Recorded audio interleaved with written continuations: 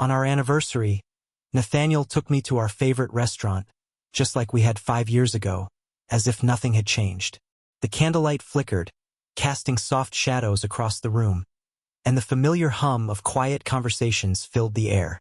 It should have been a night to celebrate, but there was something in the air, something thick with tension and unspoken truths. As I lifted my glass of wine, I felt his gaze on me, steady and calculating, as if he knew the truth and was daring me to face it. Then he whispered, so low that only I could hear, "It's done. You know what to do. Say your goodbyes." For a fleeting moment, I almost believed him. The words cut through the air, but I didn't flinch. I didn't gasp in shock. I didn't show the fear he'd expected. Instead, I felt a strange sense of calm wash over me. A calm that only came with the knowledge that I had already played my part, and the end was near. Little did Nathaniel know, I had switched our glasses moments before, my hand steady as I made the exchange. The wine he had so carefully poured into his glass was not the same wine he was about to drink. I had learned his patterns, his little tells, the way his fingers would tremble just slightly when he thought I wasn't looking.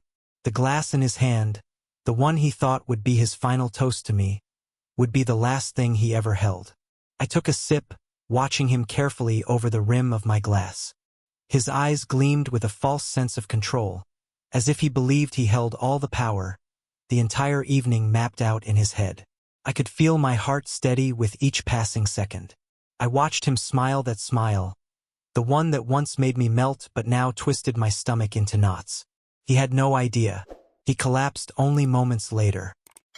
His body crumpled into the chair with a soft thud, his face contorting with disbelief as his eyes locked onto mine. The realization hit him too late. The horror was written all over his face, but there was no sympathy in my gaze. "You deceived me in love," I whispered, my voice barely above a breath. "Now see the end. Goodbye, my dear." The wine glass trembled in my hand, but not from fear. No, it trembled from something far more satisfying. Anticipation.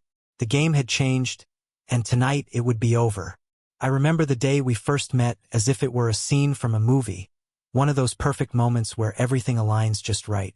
It was a crisp autumn morning, the kind where the air feels fresh but not too cold. A day that seemed destined for something extraordinary.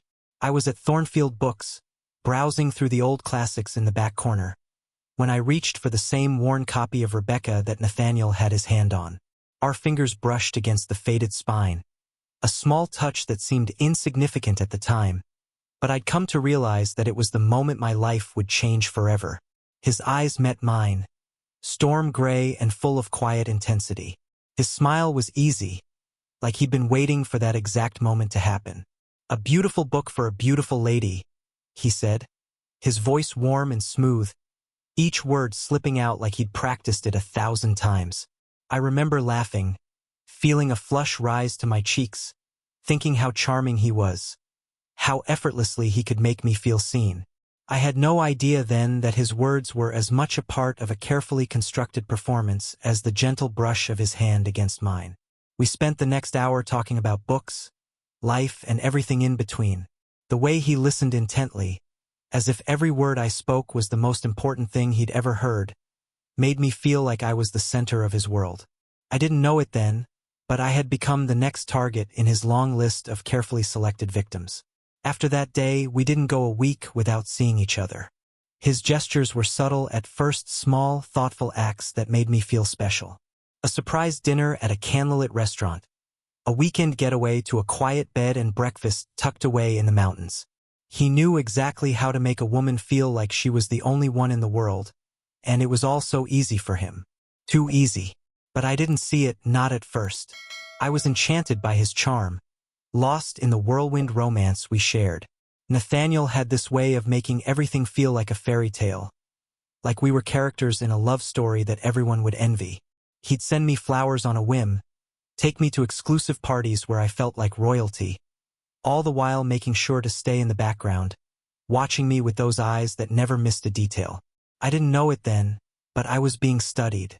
Every word, every action, every look from me was being cataloged, analyzed, and used in the most perfect way possible. I thought I had found someone who truly understood me. And then came the proposal. I'll never forget the night. How the stars shone brighter than ever, and how the sound of the waves crashing against the rocks seemed to drown out everything else. We were on a moonlit beach in Maine, and Nathaniel kneeled in the sand, pulling out a ring that sparkled in the soft light. "This," he said, "is for forever." At that moment, I believed it. I believed in us, in the promises he made, and in the future we would share. The ring he slipped onto my finger was beautiful, a family heirloom, or so he said. Later, I would learn the truth, that it wasn't his family's heirloom at all, but a symbol of his lies. Yet in that moment, with the cool night air around us and the ocean in the background, I couldn't see past the sparkling illusion. Looking back, I can't help but smile at how easily I was fooled, how deeply I believed in his words. It wasn't just the ring or the flowers or the perfect dates. It was the way Nathaniel made me feel, like I was the one person in the world who mattered, like he was the answer to all my dreams. But dreams, as I would soon learn, have a way of shattering when you least expect them. Before I dive deeper into how our story took a dark turn, the moment when everything I thought I knew about love was turned upside down, I want to hear from you, my incredible viewers. What was the most unexpected twist you've experienced in your own relationships? Drop your thoughts in the comments below. And if you've ever felt betrayed by someone you loved, hit that like button, because trust me, the real story is just about to begin. It was a cold evening in late fall when Nathaniel took me to the beach in Maine, where the waves crashed against the jagged rocks and the salty air wrapped around us like a blanket. I had no idea that night would be the moment he would trap me in his web of lies, making promises that felt as eternal as the sea. The night was perfect, too perfect, in fact. The full moon reflected off the water, casting a silvery glow across the shoreline, as if nature itself was orchestrating the scene. Nathaniel led me to the spot where we had spent many quiet moments, watching the stars, talking about our hopes for the future. It was our place, the place where he had always made me feel like the center of his universe. And that night, as the waves whispered and the stars flickered above us, he took my hands in his and looked at me with those storm-gray eyes that always made my heart race. I remember his smile, soft and genuine, or at least it seemed so at the time. "Veronica," he said, his voice low and tender. "I want to spend the rest of my life with you. Will you marry me?" He dropped to one knee, and in that moment, everything felt like it was falling into place. The world seemed to stop, and all that existed was Nathaniel, his perfect face, and the ring he held in his hand. A sparkling diamond set in a band of white gold. It was beautiful, undeniably so, and as he slipped it onto my finger, I was overwhelmed with emotion. Tears filled my eyes, not from sadness, but from the sheer overwhelming joy of it all. I had found my forever. I didn't notice at the time that the ring he gave me wasn't the family heirloom he claimed it was, but I would learn that soon enough. It was another of Nathaniel's careful deceptions, a symbol of the lie he had been weaving for months, maybe even years. But I didn't see it then. In that moment, I believed every word he said. The world seemed so right, so perfect, and I couldn't imagine anything breaking the spell he had cast. As we celebrated that night, surrounded by the crashing waves and the starry sky, I couldn't have known that the man kneeling in front of me, the man who promised me forever, had already begun to weave a plan that involved more than just me, a plan that had been in motion long before that moment on the beach. And yet, I remember feeling the weight of his words, forever. It lingered in the air long after he had spoken them, like a promise too sacred to break. I wish I had known then that those words were just the beginning of the first big lie, a lie that would unravel my world in the most unimaginable way. The first year of our marriage felt like a dream, a fairy tale I had longed for, one that seemed too perfect to ever question. Nathaniel was everything I could have hoped for and more. He was attentive, thoughtful, always present when I needed him, and somehow always one step ahead, anticipating my every desire. In the mornings, he would bring me coffee in bed, the aroma filling the air, and in the evenings, he would surprise me with a candlelit dinner or a quiet walk under the stars. It was everything I had ever wanted, or so I thought. The way he looked at me with those stormy eyes, as though I were the only person in the world, made my heart flutter. He'd compliment me endlessly, telling me I was beautiful, making me feel like the most cherished woman alive. Friends, family, even strangers saw us as the perfect couple, the ideal match. I was the envy of every woman who knew us, and Nathaniel, the man who had it all, wealth, charm, and the kind of elegance that made people stop and take notice. But what none of them saw, what I refused to see, was the calculating mind behind those loving gestures, the carefully constructed mask he wore to disguise his true intentions. At first, I thought I was just being paranoid, overthinking everything. After all, what could possibly be wrong with someone who loved me so much, who made me feel so special every single day? But there were moments, small, fleeting moments, that made me question the reality I had so willingly embraced. The way Nathaniel would ask about my family's wealth, subtly probing for details about our finances. The way he would brush off my concerns, dismissing them with a smile that always seemed just a little too practiced. He was always in control, always the one who held the power, even in the most intimate moments. There were times when I noticed how closely he watched me, how he seemed to study my every movement, as if measuring something. He would comment on the smallest things, like how much sugar I took in my coffee or how I always turned a certain way when I smiled. At first, I thought it was just his way of being attentive, but then I began to see it for what it really was: observation, manipulation, a quiet calculation of who I was and what I had to offer. It was as if I was a piece on his chessboard, and he was always thinking 2, 3, maybe 10 steps ahead. The trust one had built up, the foundation of our relationship, began to crack, though I didn't want to admit it. The first year of marriage was supposed to be bliss, a time of building a future together, but instead, I found myself second-guessing every gesture, every word, every smile. It was then that I started to see the cracks beneath the surface. A comment here, a question there, little things that, at the time, I brushed off as nothing. But now, with hindsight, I realized they were the signs of something far darker. I started noticing how Nathaniel would often insist on joint bank accounts, as if it was the most natural thing in the world. He would downplay my own financial independence, subtly guiding me to believe that everything should be shared between us, even the things I had worked hard for before we met. "It's just easier this way," he'd say, his voice smooth and reassuring, as though the idea of having separate finances was some sort of betrayal. But I didn't see it then. I didn't see how he was slowly weaving a net around me, tightening it bit by bit, until I wouldn't be able to escape. And then came the vitamins. It seemed so innocent at first, just an extra supplement in my tea each night. "It'll help with your energy," he'd say, always with that caring smile, always with the touch of his hand on mine. But I started feeling more and more fatigued, as if I was constantly running on empty. My body, once so full of life, began to betray me, but I didn't question it.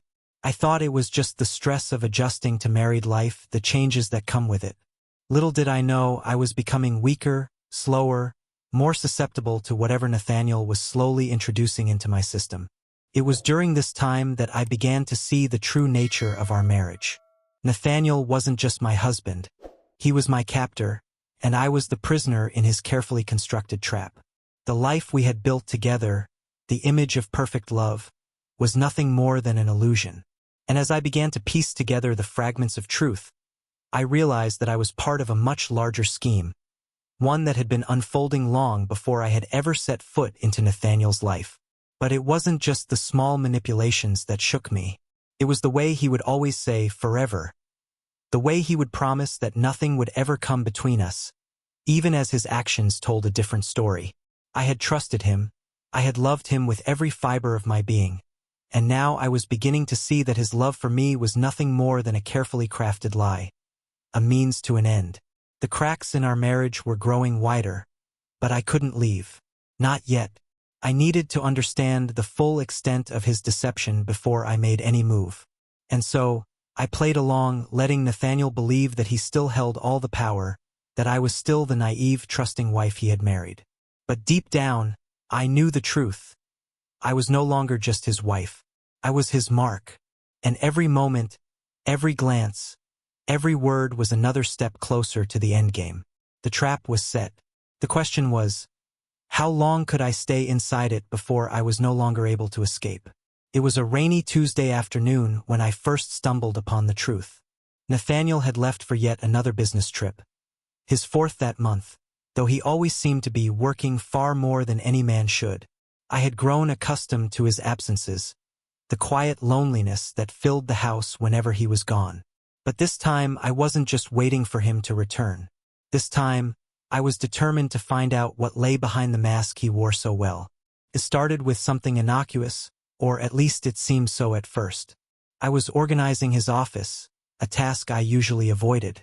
Nathaniel didn't like it when I poked around in his personal things, but I had grown tired of keeping my questions to myself. The drawers, once neatly organized, now seemed to hold more than just papers. There was something off, something hidden. As I moved through the room, my fingers brushed against the surface of his old wooden desk, a family heirloom he always spoke of with such reverence. I had never paid much attention to it before, but now something felt different. The worn wood, the delicate carvings along the edges. There was a heaviness to it now that made my skin prickle. My curiosity won out, and I ran my fingers along the back of the desk, feeling for something unusual. That's when I found it. A hidden compartment, a false back in the bottom drawer. My heart skipped a beat as I pressed the catch, the drawer sliding open with an almost imperceptible click. Inside was a burgundy leather folder, its edges worn but the contents still crisp, as if they had been carefully placed there only recently. My hands trembled as I reached for it, fear mixing with anticipation. I knew, deep down, that I had crossed a line, but I couldn't stop myself. The first thing I saw were the photographs. 3 women, all eerily similar to me in appearance. Blonde, fair-skinned, beautiful. Each of them stood beside Nathaniel, smiling in wedding photos. They were no strangers to me, but I had never thought to question their connection to him. What shook me, though, were the dates and the names written on the back of each picture. Charlotte, Elizabeth, Marie. The shock hit me like a tidal wave, leaving me breathless. My mind raced as I flipped through the folder, my heart pounding in my chest. Alongside the photographs were bank statements, property deeds, and insurance policies, all with Nathaniel's name on them. But what made my stomach turn was the pattern I started to see. Each woman had married Nathaniel, each of them had been wealthy, and each of them had vanished within 2 years of their marriages. Gone. Without a trace. The pieces of the puzzle clicked into place in an instant, though my hands shook as I pieced them together. His insistence on joint accounts, his strange behavior when I asked about our financial future, the subtle pressure he'd placed on me to make changes to my will, all of it was a carefully planned maneuver. And the vitamin supplements, the fatigue, they weren't just coincidences. I had always trusted him, believed in the love he had shown me, but now I saw it for what it was. A carefully crafted performance. He wasn't just my husband, he was a predator, and I was his next target. I sank into the leather chair behind me, the weight of the truth pressing down on me, my mind swirling with the realization of what I had just uncovered. The rain outside had begun to fall harder, the sound of it drumming against the windows like nature's warning bell. I felt as though the world had shifted beneath me, as though everything I knew had been turned upside down. But I couldn't allow myself to crumble. No, this was just the beginning. I had to be smarter than he was. I had to outsmart him. For the first time since I met Nathaniel, I felt something cold and powerful stirring inside me. Something stronger than the love I had once felt for him. It was the sharp, bitter taste of betrayal. I didn't cry, didn't scream, though every fiber of my being wanted to. Instead, I carefully closed the folder, slid it back into the drawer, and locked it away. I would need more time. I would need a plan. The truth had been laid bare before me, and there was no turning back now. I spent the next few hours trying to piece together what I had found, replaying everything in my mind, every moment, every word. Nathaniel's smile, his touch, the way he made me feel as though I were the center of his universe. It had all been a lie, and I had been too blinded by love to see it. But now I saw him for who he truly was, and soon he would see who I had become. The truth was now undeniable. and the realization of what Nathaniel had planned for me settled deep within my chest like a stone. But this wasn't the time to panic. This wasn't the time for tears or rage. I had no more room for those emotions. Now I needed control. Cold, calculating control. I knew Nathaniel well enough by now to understand that he was a master of patience and manipulation. He had taken years to perfect his deceit, to build the perfect mask, and he would never slip up without reason. If I was going to make my move, I had to be just as patient, just as careful, and most importantly, invisible. I had to blend into the background, pretend I was still the trusting wife who adored him, while all the while plotting his downfall. The first step was to ensure my own safety, to make sure that when everything came crashing down, I wouldn't be left with nothing. I spent the next few weeks laying the groundwork, meticulously, quietly, without alerting him to my suspicions. I opened secret accounts under a name Nathaniel would never recognize, drawing money from our joint accounts, but always in small, untraceable amounts. I stashed documents in hidden drawers, in the safe behind the painting he never paid attention to, and in the locked cabinet that he never dared to open. Copies of bank statements, property deeds, insurance policies, all of it now in my control. The next phase of my plan was to find allies, though I had to be careful. I knew that Nathaniel's reach was long, and that his network of lawyers, financial advisors, and even distant relatives could be watching for signs of a breach. I hired a private investigator, someone whose skills I trusted implicitly, Sandra Pierce, a woman with an eye for detail, who understood the art of discretion.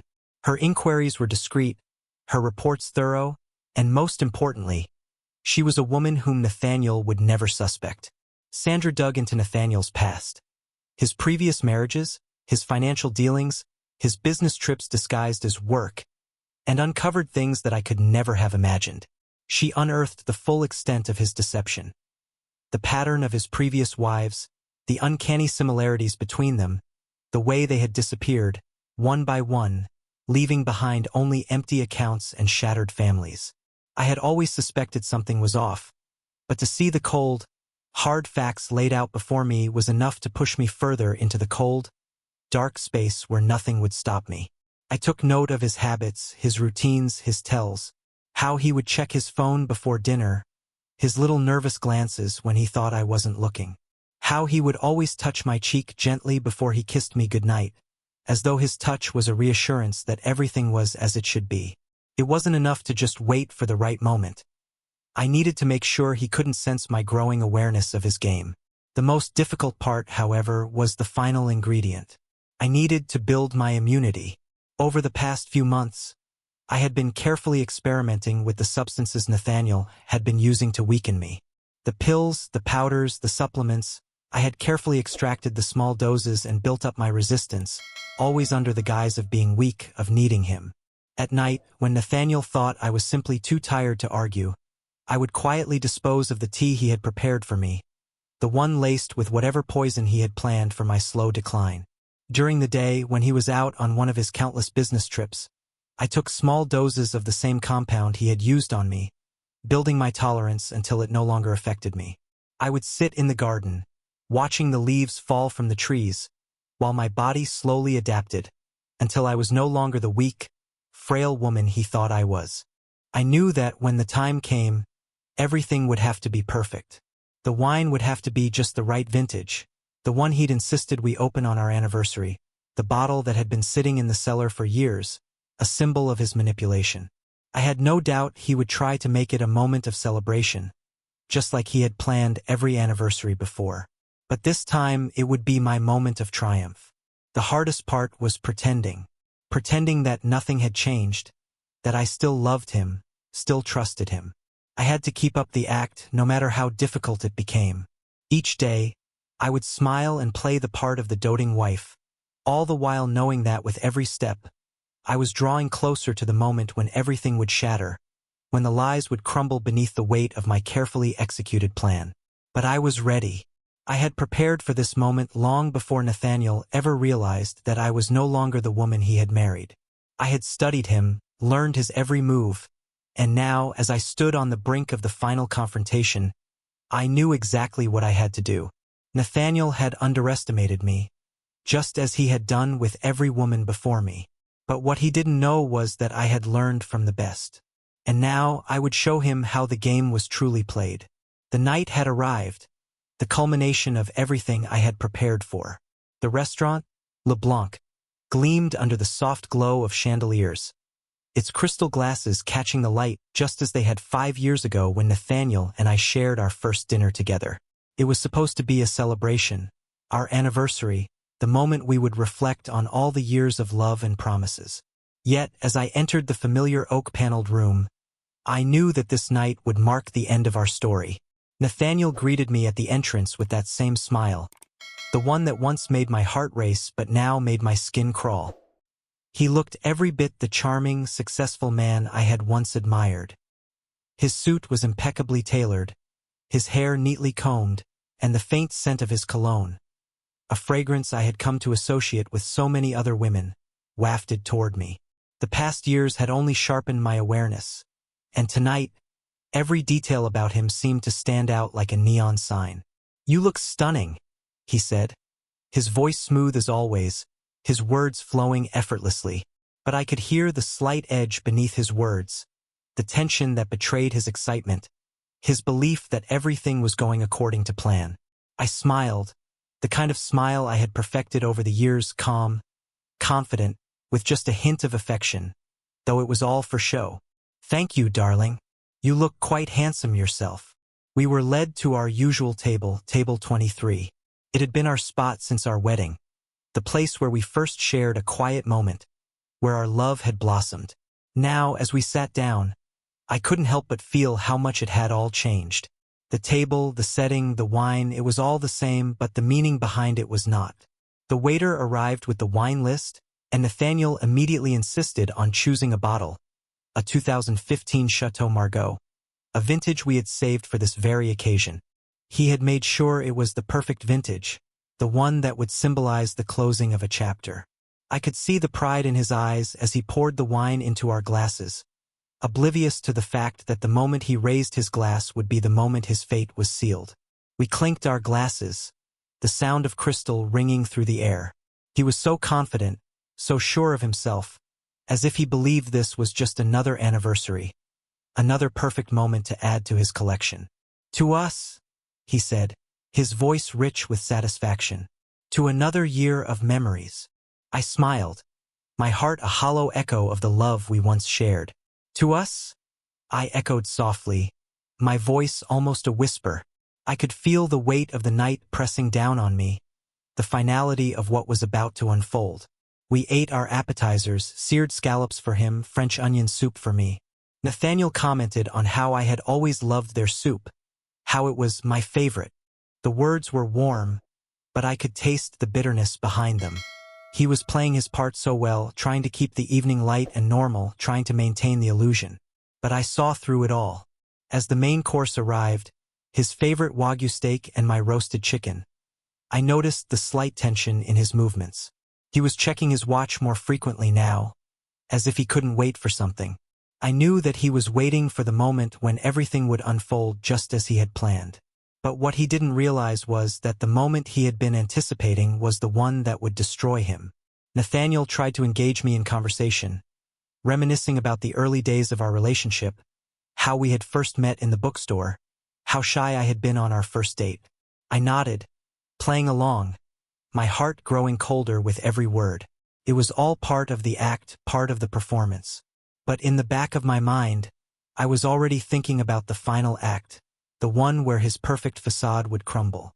Then, as if he were reading my thoughts, Nathaniel leaned forward, his voice soft but filled with intention.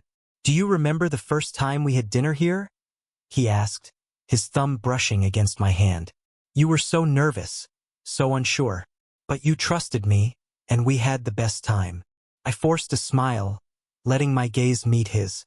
"I remember," I said, the words coming out easier than I had expected. "I was just so happy to be with you." His fingers tightened around mine, the familiar touch that once filled me with warmth now sending a chill down my spine. "You still make me nervous, you know," he said, his voice laced with a tenderness that I knew now was just a performance. "Even after all these years." I looked at him then, really looked at him, and for the first time in a long while, I saw him for who he truly was. Not the man who had once made me feel cherished, but the cold, calculating predator who had manipulated me from the start. And in that moment, I knew what I had to do. The wine glass trembled in my hand as I raised it once more. "To us?" I said, my voice steady. But the words carried a different weight now. It was no longer a toast to love, but a declaration of the end. The end of his carefully constructed world. Nathaniel raised his glass, his confidence still intact, his smile still practiced. "To forever," he said, unaware that forever had already ended for him.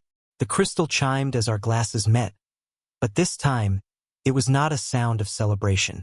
It was the sound of a story coming to an end. I watched as Nathaniel took another sip, oblivious to the poison that would soon claim him. And as he leaned back in his chair, his eyes starting to glaze over, I knew the final act had begun. The game was over, and I had won. The minutes ticked by in silence, but I could feel the tension in the air, thick and suffocating, as Nathaniel slowly began to realize something was wrong. His hand, once steady as he lifted his glass, now trembled slightly. His eyes, still focused on mine, narrowed in confusion as he reached for his water glass. It was only then that I noticed the faintest sheen of sweat on his forehead, a small sign of the unease creeping into his system. "Are you feeling all right?" I asked softly, my voice a delicate note of concern. I leaned in just enough for him to hear, but my gaze never wavered, never softened. The words were false, of course. I knew exactly what was happening, and now it was only a matter of time before he understood as well. Nathaniel paused, his hand hovering over the glass before he took a deep breath, almost as if he were trying to convince himself that nothing was wrong. "I'm fine," he muttered, though there was a slight tremor in his voice, a tremor he couldn't mask. Just a little dizzy, that's all." I watched him carefully, feeling a strange sense of satisfaction bubble up inside me. He was beginning to show the cracks, the small, subtle signs that everything was unraveling beneath the weight of his own deception. The man who had thought he was in complete control, who had spent years carefully orchestrating everything, was now nothing more than a puppet caught in his own tangled strings. I leaned back in my chair, crossing my arms in a casual gesture, though my heart beat steadily, knowing that this moment was inevitable.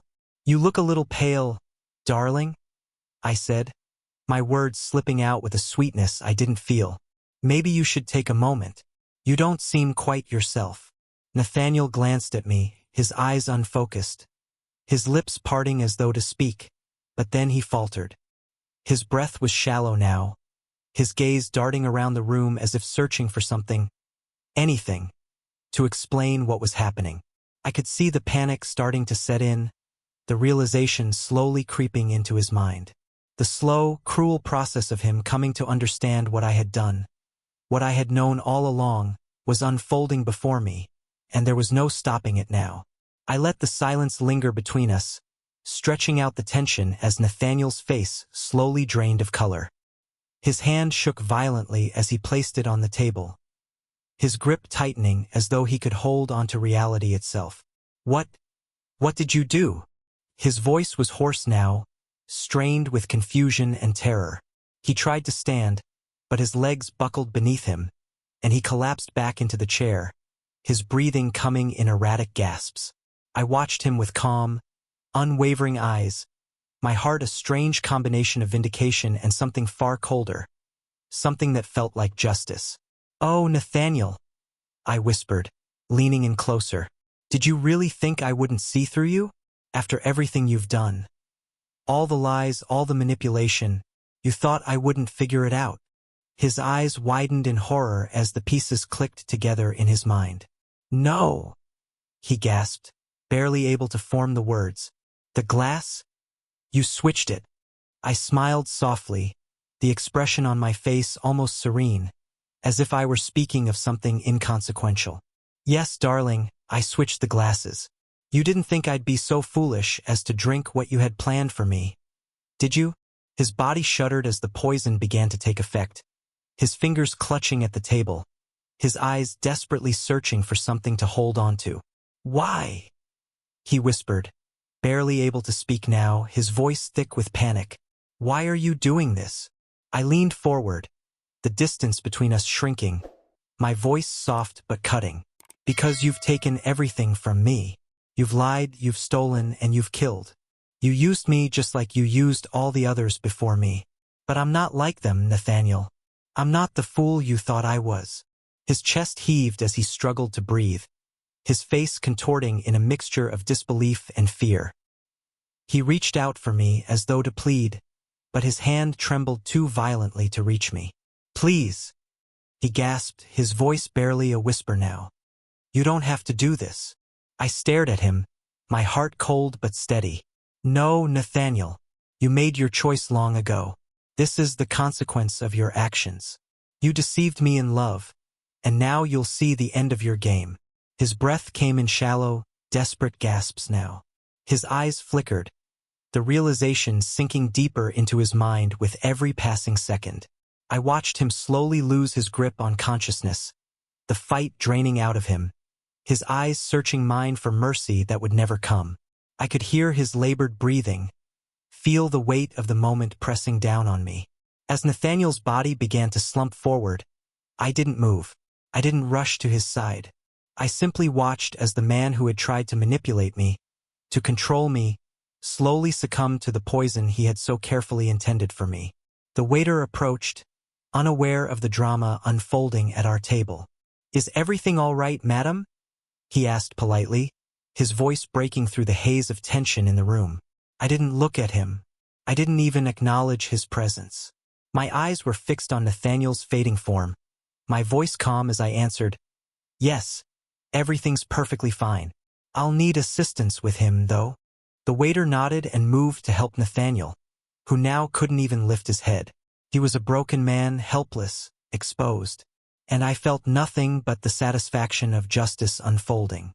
Nathaniel had taken everything from me, but now I had taken back control. As he was guided out of the restaurant, his once pristine suit now hanging off his body like a broken shell, I leaned back in my chair, feeling a strange sense of relief wash over me. The betrayal was complete. The moment of truth had come, and it was mine. The chaos that erupted around us seemed so distant, like a scene unfolding in someone else's life. Nathaniel was no longer the man who had once held my heart. He was just a shell, a crumpled version of the charming predator he had always been. As the waiter and the staff assisted him, their hurried steps and frantic whispers barely registered in my mind. I watched him as he struggled to stay conscious, his breath shallow and uneven, the world slipping away from him with each passing moment. The restaurant, once a place where we celebrated our love, now felt like a stage for a final act. His final act. The perfection he had strived for had unraveled, and all that was left was the empty shell of his carefully constructed persona. I didn't feel pity. I didn't feel sorrow. What I felt was the quiet satisfaction of knowing that the game was over. The mask had fallen, and Nathaniel had shown me who he truly was. The waiter, oblivious to the true nature of what was happening, glanced nervously at me, still attempting to help Nathaniel stand. But Nathaniel couldn't stand. He couldn't even hold his own head up anymore. His eyes, once full of confidence, were now clouded with panic and disbelief. He gasped for air, his voice barely audible as he tried to speak, to form some final words, but they only came out as a slurred, unintelligible whisper. I remained seated, my hands folded neatly in front of me, my posture composed. There was no rush to intervene. This was his end, not mine. It had been a long time coming, and now it was finally unfolding just as I had planned. I leaned back in my chair, my gaze fixed on Nathaniel's fading form, feeling nothing but the steady pulse of victory in my chest. "Madam," the waiter's voice trembled as he finally looked to me for guidance. "Should we?" But I raised a hand, silencing him, my voice soft but firm. "Take him outside," I instructed. "He's not well." The waiter nodded, but his hesitation was obvious as they slowly escorted Nathaniel toward the exit, his steps unsteady, his body sinking lower with each passing moment.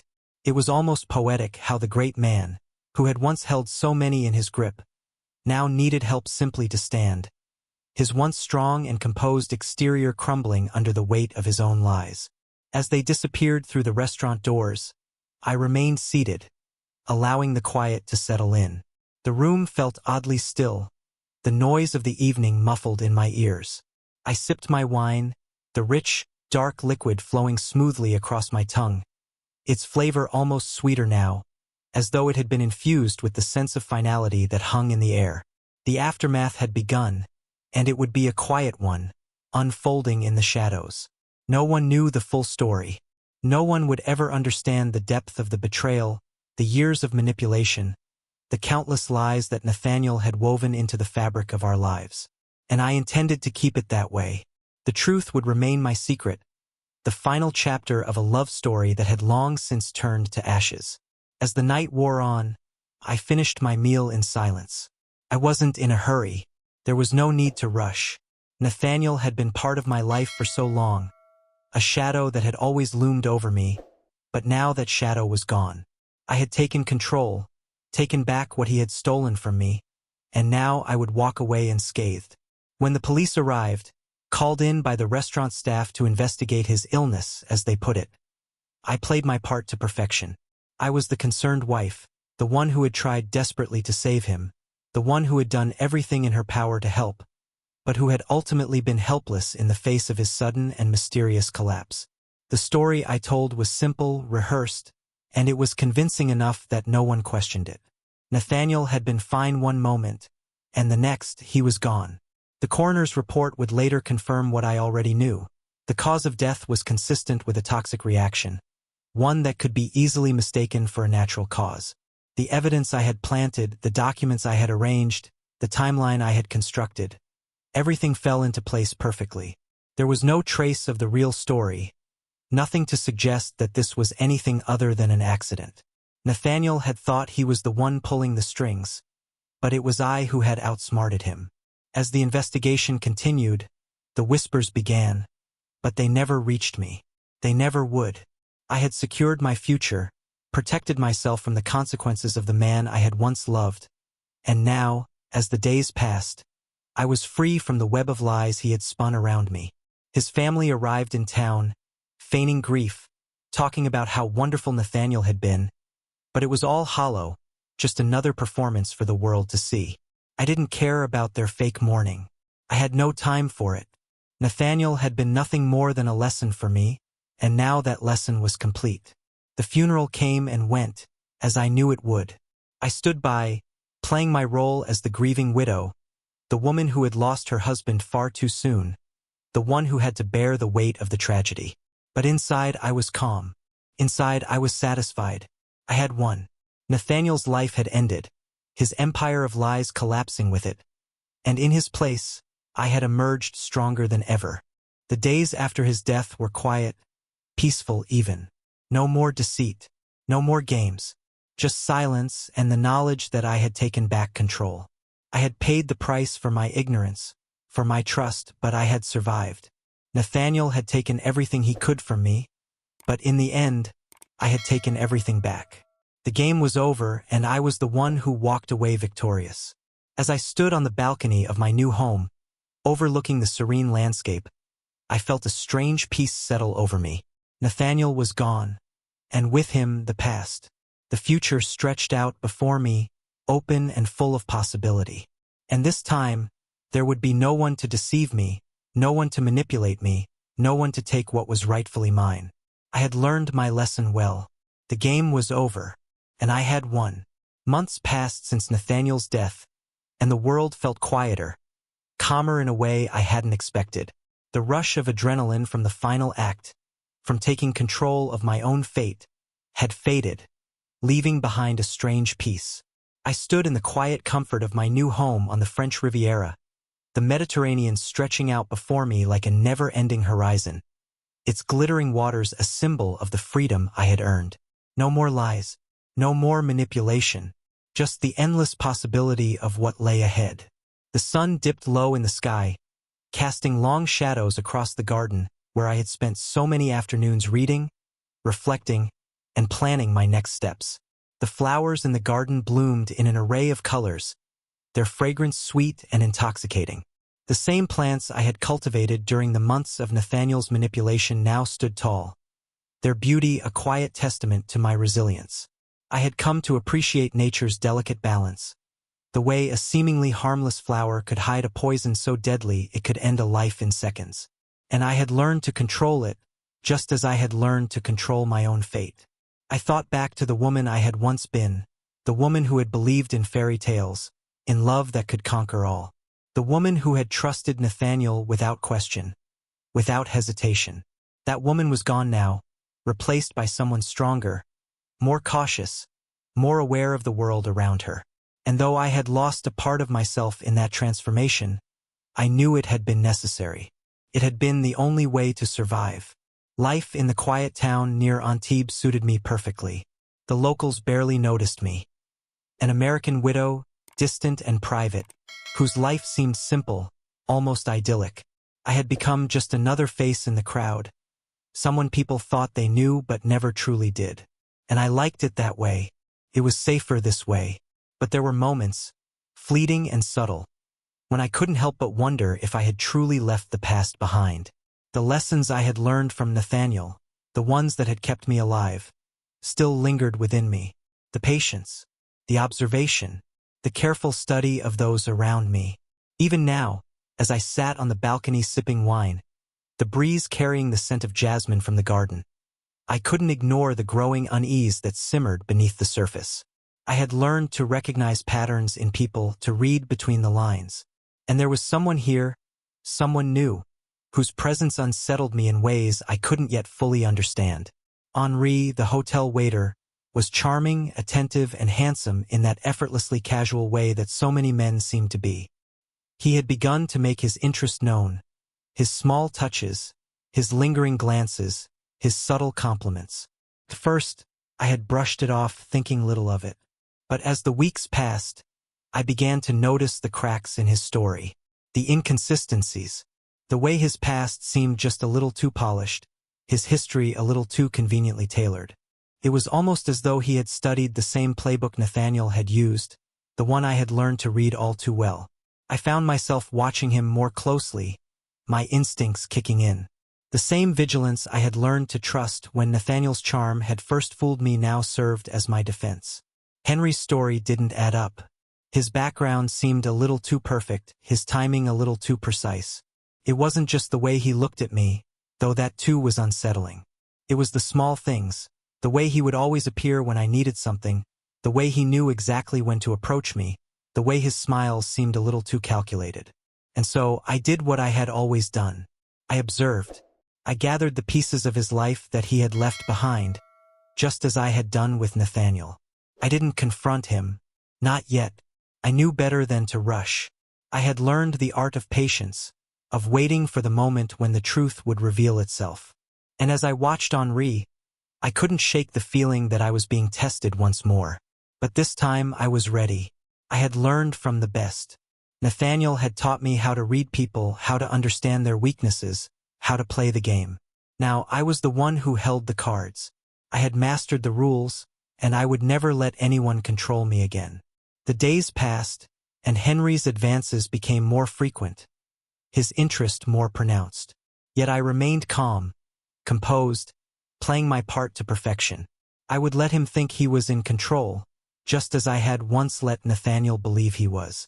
But in reality, I was watching him, learning his patterns, waiting for the right moment to strike. I wouldn't let myself be caught off guard again. I wouldn't be the victim. As I sat on the balcony, watching the stars twinkle in the sky above, I realized that the game would never truly be over. It had simply evolved. The lessons I had learned from Nathaniel, from the pain and betrayal, had shaped me into someone far stronger than I had ever been. And though the world may never know the truth of what had happened, I understood it completely. I was no longer a victim. I was a survivor, and I was ready to face whatever came next. The future was mine to shape, and I would do it on my own terms. The game would go on, but this time I would be the one holding the cards. And whoever crossed my path would learn the same lesson Nathaniel had. Never underestimate the woman who has already learned how to survive. In the days that followed, the tension between Henri and I only grew stronger, though I never let it show. I could feel his eyes on me at every turn, his presence now a shadow I couldn't ignore.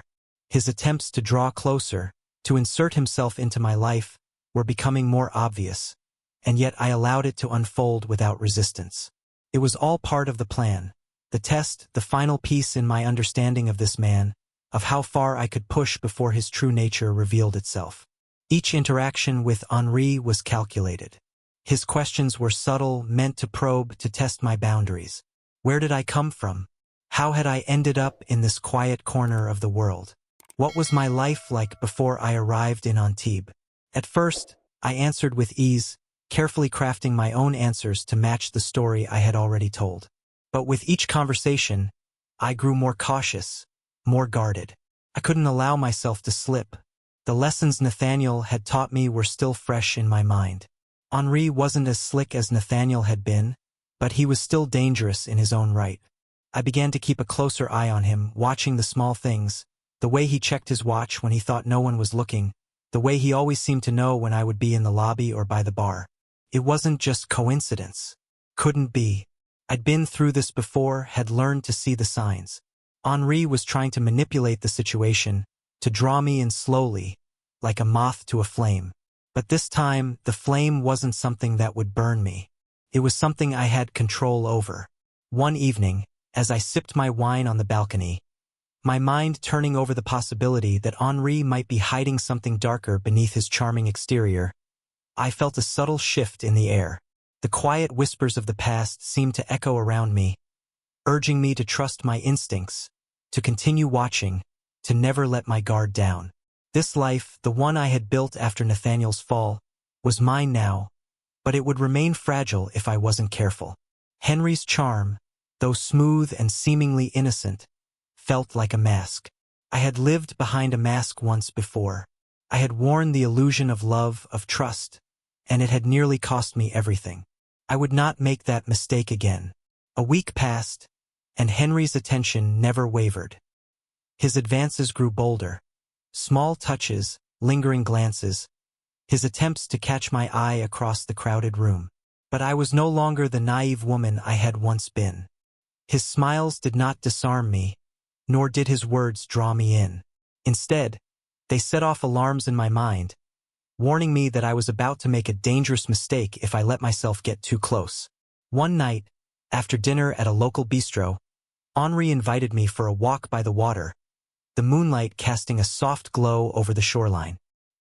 His request was casual, but I knew it was an invitation I could not decline without arousing suspicion. He would simply find another way to get close if I refused. So I agreed, keeping my movements slow, controlled, as we strolled along the promenade. We spoke about nothing of importance, just small talk. But as we walked, I could feel his presence more intensely, could sense the shift in the energy between us. He was watching me, gauging me, and I had no doubt he could sense the shift in my own demeanor. The game was on. "Do you ever think about your past?" he asked, his voice softer than usual, almost as if he were testing me. "About what you left behind?" I glanced at him, studying his expression in the moonlight. There was something too curious in his tone, something too probing. "Sometimes," I replied evenly, my voice casual but with just enough coolness to remind him that I wasn't someone who could be so easily swayed. "But the past is gone. It doesn't matter." He smiled then, but it didn't reach his eyes. "I suppose that's true. It's just strange. A woman like you with such a history, choosing to live here to start over. Doesn't it feel lonely?" I let out a small, knowing laugh. "Lonely? Not at all. I've learned to be content with solitude. It suits me." His expression shifted slightly, the mask slipping for just a moment, and I could see the calculation in his eyes. "You're very strong," he said, almost as if he were admitting something to himself. "Not everyone could walk away from everything." I stopped walking then, turning to face him directly. The night air was still, and for the first time in a long while, I felt the weight of his gaze on me, like he was seeing through me.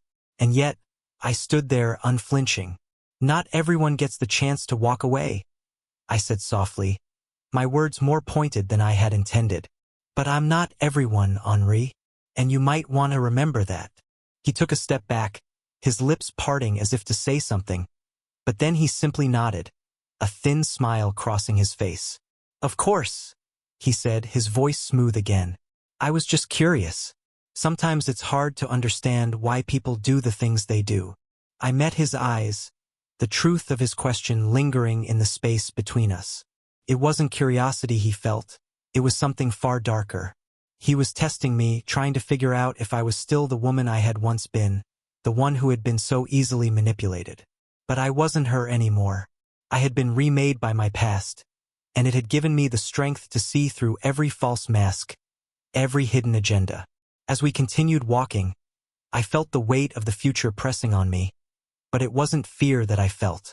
It was resolve. Henri was the latest in a long line of lessons, and I had no intention of letting him get any closer than he already had. The truth was, Henri was nothing more than another test, another challenge to overcome. And as I turned my back to him, walking back toward the hotel with slow, deliberate steps, I knew that no matter how many times this game repeated itself, I would always be one step ahead. The lessons I had learned from Nathaniel had shaped me, had prepared me for this new life. But this time, the game would be mine to control. The next few weeks passed in a strange kind of calm, though beneath the surface, the tension was palpable. Henry's presence, his constant attempts to get closer, never quite left me. I could feel his eyes on me every time I passed him in the hallway or caught a glimpse of him during breakfast. His smiles had become less subtle, more calculated, as though he were waiting for the right moment to strike. But what he didn't know was that I was the one in control now. I had already seen through his facade, and now, every move he made was simply another step in my own carefully crafted plan. He had begun to follow the same pattern Nathaniel once had, always present when I didn't expect it, always around when I was alone. I couldn't ignore the creeping sensation that Henri was trying to weave himself into my life in the same way Nathaniel had done. But I was no longer the woman I had once been. I was no longer naive, trusting, or blinded by charm. I had learned too much, and I wasn't going to make the same mistake twice. One evening, after a quiet dinner alone, I returned to my room to find a note slipped under the door. It was brief, written in Henry's neat handwriting. "Meet me at the marina tomorrow evening. I need to talk to you." The words were simple, but there was an unmistakable urgency to them. I felt a strange stir of curiosity. He was clearly ready to take things to the next level, to move this game forward. But I also knew that now I held the power. I would decide how this ended. The next evening, as the sun dipped below the horizon and the sky darkened to a deep violet, I made my way to the marina. I had taken my time getting ready, knowing that Henri would be waiting for me. The evening breeze was cool against my skin, the sound of the waves lapping gently against the docks filling the air. I had dressed carefully, wearing a simple black dress that clung to my figure, my hair left loose to cascade over my shoulders. I was no longer the woman who needed to be careful about my appearance to fit into his world. I was in control now, and I wanted him to see that. When I reached the pier, I saw him standing near the edge of the water, his back to me. His posture was tense, his shoulders slightly hunched as though waiting for something to unfold. He hadn't noticed me approach, and for a moment, I simply watched him, allowing the silence to stretch between us. "Henri," I said softly, my voice cutting through the stillness. He turned, his expression faltering for just a second before he masked it with a smile. "I'm glad you came," he said, his voice smooth but laced with an underlying tension. "I need to talk to you about something important." I tilted my head, observing him closely. "What's so important?" I asked, taking a step closer to him, my eyes never leaving his. "You've been acting strangely, Henri. What's going on?" He hesitated, his eyes flickering for a brief moment before he took a deep breath, as if gathering his courage. "I think you know," he said, his tone more serious now. "I've been watching you for a while, and I think you know what's happening here." What's been happening? My heart rate quickened, but I kept my face neutral, my posture relaxed. You think I know? I asked, my voice laced with a quiet confidence. You've been watching me? What, exactly, have you been watching for, Henri? He took a step toward me, his movements deliberate, his eyes dark with something I couldn't quite place.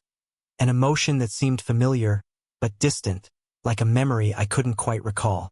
I know you're not who you say you are, he said, his voice low, almost a whisper. I know you're hiding something from your past.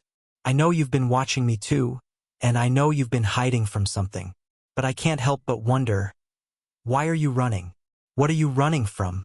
I let his words settle in the air between us, the weight of his accusation hanging like a thick fog. He was getting closer, his presence looming over me, and I felt the tension rise again, thick and sharp. But I didn't back away. I didn't flinch. Running, I repeated, my lips curling into a small, knowing smile. I'm not running, Henri. I'm simply living. And as for my past, well, I let the words trail off, watching him closely, watching his reaction. I've already dealt with it. Henry's brow furrowed as he stepped even closer, his voice lowering to a near whisper. I know you've been hiding something, he repeated. I can see it in the way you act, the way you look at me, the way you hold yourself back. You think I'm just another man, but I'm not. I know the signs. I've been watching you, and I know you're hiding the truth. I took a deep breath, my smile widening slightly as I finally spoke, my voice as cold as ice. You're right about one thing, Henri, I said. I'm not who you think I am, but you've made a grave mistake thinking you could get close to me. You don't know the first thing about me, and that will be your downfall. His eyes searched mine for a moment, as if trying to decipher the meaning behind my words. But I could see the shift in his expression, the realization that he had underestimated me, that he had fallen into the same trap that Nathaniel had. He had thought I was weak, vulnerable, just another woman who could be manipulated. But he was wrong, and he was about to learn that. Don't make the same mistake Nathaniel did, I continued, my voice barely more than a whisper. I'm not the same woman I was when I met him. I've learned too much, and I've become something far stronger than you'll ever understand. Henri took a step back, his expression faltering for a moment before he regained his composure, the smile never quite reaching his eyes. I don't know what you're talking about, he said, his voice strained, trying to cover the uncertainty that lingered beneath the surface. But if you think I'm scared of you, you're wrong. I met his gaze, my eyes unblinking. You should be, I replied softly, because I'm not playing the same game anymore. And neither are you. For a moment, we stood there, the silence stretching between us like a taut wire, the air thick with unspoken tension. Henry's facade cracked for just a second, and I saw the brief flash of fear in his eyes before he masked it once more. But it was too late. The game was already over.